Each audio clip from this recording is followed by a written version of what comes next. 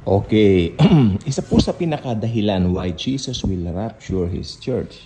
Dahil po pakakasalan niya ang kanyang bride. Tayo po yon mga mananampalataya. We are called the bride of Christ, tandaan nyo. At magkakaroon po ng, marriage supper with the Lamb. Of the Lamb, whatever, no?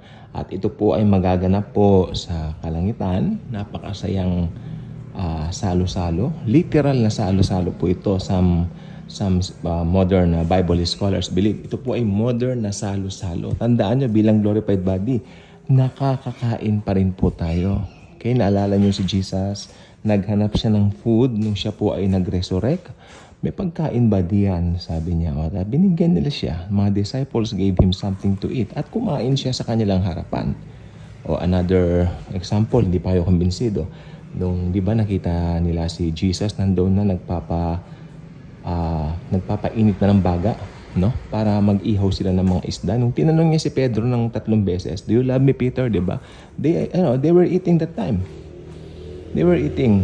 Okay, so tayo, kakain tayo, we will gonna eat there sa langit, hindi dahil nagugutom tayo, kundi dahil lang po sa pleasure. We are being, it's because of pleasure we will eat. At naniniwala ko hindi na tayo tataba. Wala na tayong pagtaba.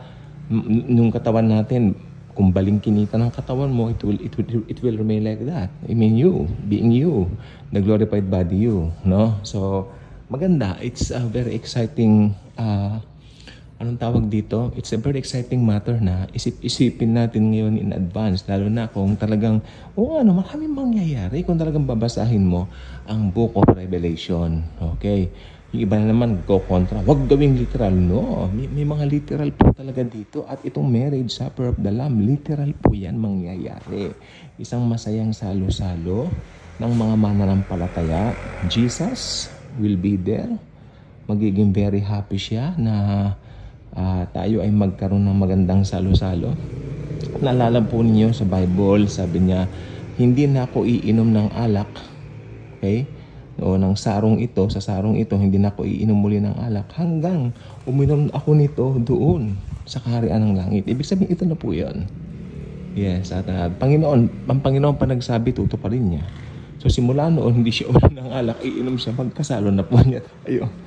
So it's a very exciting moment for us to give consideration, to put some time to think.